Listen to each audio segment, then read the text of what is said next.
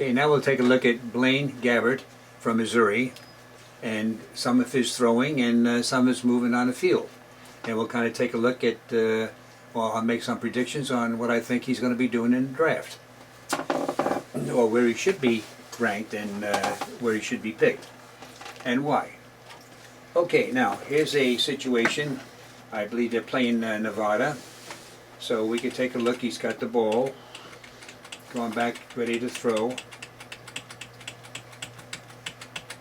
Not the best drop back, but that's fine, you know, as long as you get back there. Now he's executing his throw, but when you take a look at the throw, let me go back one frame. See, we see his whole body turning as a unit. Shoulders, hips, thigh. So it's almost like he's got a rod through his body turning on a stick. We don't see his sequence of actions. We don't see the hips leading to get more power into it. But he's got sufficient power to, you know, get to where he's throwing. But he could throw more forcefully. Let's put it that way. So he comes all the way around in position for the release. Has basically a 90-degree angle in the elbow, which is good. So he can get, you know, some good spin on the ball and release it up. Relatively speaking, high. Now the ball takes off, and even his follow through, he doesn't hold that position but follows through. That's a product of his total body rotation. See, that's another reason why it's not that effective. But if he can get a sequence of events, in other words, develop a kinetic chain of actions that culminate in the force on that release, this is going to contribute not only the greatest amount of force, but also accuracy. Now, he's probably developed accuracy from throwing for so many years. There's no question about it. He's very accurate. But he could be even more accurate. And in the pros, that's the name of the game. They have to literally hit a dime in an area of 1 foot diameter. Okay, now we'll take a look at one more video clip of Blaine. Alright, so here now, if we take a look at Blaine, he's back here. He has the ball, stepping in, getting ready to throw,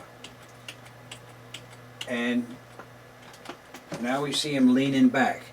So usually when you lean back, it's typical of having to throw long. But in this case, as we're going to see later on, he's only throwing about 15-20 yards. So there's no need for that leaning back. It's just indicative that he's not capable of generating that power. See, now we see him in a full side-facing position. Shoulders start coming around. Shoulders come around before the hips. See, the shoulders are actually leading the hips. And now part of this is due to the fact that he's going to be thrown to the sideline. But by the same token, he shouldn't have set up as though he's going to be throwing forward. He should have stepped out to the side a little bit, because it was all in one motion that he took that last step and got into the throwing motion. So he's sacrificing his technique to throw out to the side rather than positioning himself to get a good throw to the side or to the sidelines. Okay, and see that leaning back, see initially when he's leaning back, this is his way of generating a little bit more force, which when you lean back and then lean the body forward, it gives you a little bit more force. But if we go back, as I mentioned in some of the other clips, and using this kinetic chain, get some force from the hips going into, get some force from the legs going into the hips. Then from the hips, the force is transferred to the shoulders. Then from the shoulders, the force is transferred to the arm. And then from the arm to the hand to the ball. This is how we develop this kinetic chain. And a good quarterback will be able to do all of these actions and do them very quickly. You don't lose time by going through this sequence. It's actually slower doing some of the things he does here, or using the shoulders to start coming around and so on.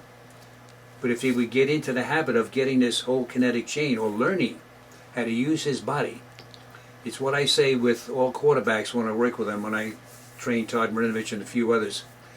Use your body to develop the power. Use your arm for accuracy. Direct the ball to where you want it to go. See, but most of the quarterbacks today use the arm to generate power and to get the accuracy. This makes it more difficult. It's not as hard as can be, as they make it out to be. You take a look at his possibilities, or think about his possibilities in the pros. I have to raise a few questions. If he has a very strong line protecting him, he could probably be good. Because he's going to need the time, and especially for throwing long. Every once in a while you'll see a long throw, but it could be improved on.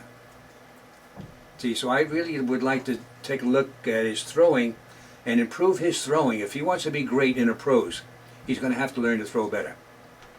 Because there are going to be too many instances where he's not going to be protected. He's going to have to get the ball off quickly, and he's going to have to get force into the ball along with accuracy. These can only come with good technique. And if you don't have the technique, you're not going to be successful. He's got the physical abilities, most likely, and you can see in his movements and everything else, he can move around. He's got good footwork, but his throwing can stand a little bit of improvement.